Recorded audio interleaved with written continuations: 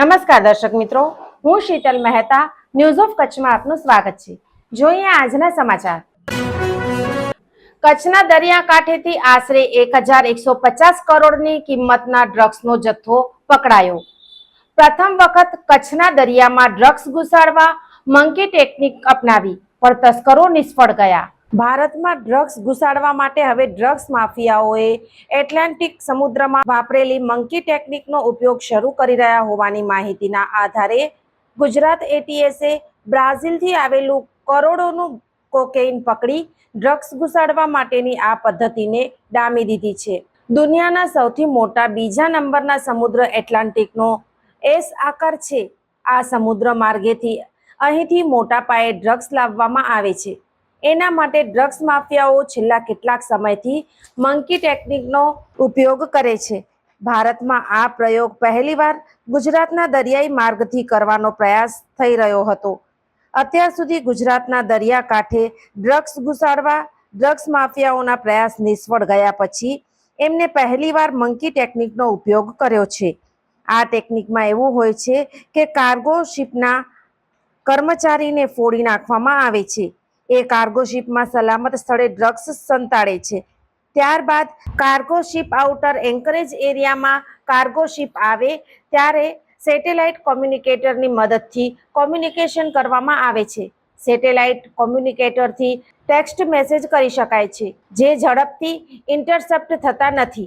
પણ દિલ્હીના કેલ્વિન અને જેમ્સ સાથે કોમ્યુનિકેશન થયું હતું। તપાસ ટીમે ઇન્ટરસેપ્ટ કર્યું હતું જેના આધારે ખબર પડી કે કાર્ગો શિપમાંથી ફિશિંગ શિપમાં કોકેઇન ટ્રાન્સફર થવાનું છે। મંકી ટેકનિકમાં કાર્ગો શિપનો ડ્રગ્સ માફિયાએ ફોડેલો માણસ નાની બોટમાં ડ્રગ્સ નાખી અથવા પાણીમાં નાખી દે અને એમના નક્કી કરેલા તરવૈયાઓ હાઈ સિક્યોરિટી ઝોન પહેલા ડ્રગ્સ બહાર કાઢી લે છે।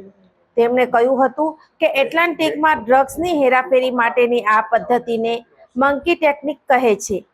એની ખબર પડી એટલે એટીએસ કોસ્ટગાર્ડ કચ્છના એસઓજી અને મરીન પોલીસની મદદ લીધી અને એન્કરેજ એરિયામાં પહોંચ્યા ત્યારે શંકાસ્પદ હિલચાલ જોઈ એ લોકોએ મોટા પેકેટ દરિયામાં નાખ્યા અને એ તપાસ ટીમે બહાર કાઢ્યા તો એમાંથી કોકેઇન નીકળ્યું। ત્યારબાદ તપાસ ટીમે કાર્ગોમાં કેપ્ટનની પરવાનગીથી ગયા ક્રૂ મેમ્બરને તપાસ્યા તો ડ્રગ્સ માફિયાઓએ ફોડેલા બેમાંથી એક દરિયામાં ભૂસકો માર્યો અને એકને તપાસ ટીમે પકડી લીધો છે જેની પાસેથી સેટેલાઇટ કોમ્યુનિકેટર અને બ્લૂટૂથને પકડી શકે એવા 4 એપિક એર ટેગ મળ્યા છે। એટલે ડ્રગ્સ માફિયાઓની ભારતમાં ગુજરાતના દરિયા મારફતે મંકી ટેકનિકથી ડ્રગ્સ ઘુસાડવાની ટેકનિક પકડી પાડી છે। એટીએસ કોસ્ટગાર્ડ અને સ્થાનિક એસઓજીના સંયુક્ત ઓપરેશનથી પાર પડેલી કોકેઇન ડ્રગ્સ પકડવાની ગઈકાલની કાર્યવાહી બાદ સ્થળ ઉપરથી પકડાયેલા જુમ્મા નાસિર ઉમરને 1 જૂન સુધીના રિમાન્ડ પર મૂકવામાં આવ્યો હતો તો બાકીના 2 જેમને ડ્રગ્સની ડિલિવરી આપવાની હતી તે કેલ્વિન ચુકવુમા અને બ્યારુંગા જેમ્સને ઝડપી પડાયા બાદ કચ્છમાં લાવવામાં આવશે। બીજી તરફ પાણીમાં કૂદી ગયો હતો તે તાન્ઝાનિયાના ઝિંઝટ નાસુર જુમાની મરીન પોલીસે શોધખોળ આદરી હોવાનું જાણવા મળી છે।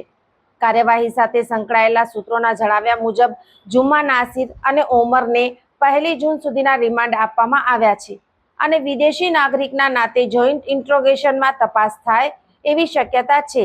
જ્યારે બીજી તરફ દિલ્હીના દ્વારકા વિસ્તારમાંથી પકડાયેલો કેલ્વિન ચુકવુમા અને બ્યુરાંગા જેમ્સ જે બંને નાઇજીરિયા અને યુગાન્ડાના વતની છે। દર્શક મિત્રો, આજે તારીખ 28 મે 2026 આ હતા આજના સમાચાર। આવતીકાલે ફરી મળીશું, ત્યાં સુધી મને રજા આપશો। નમસ્કાર।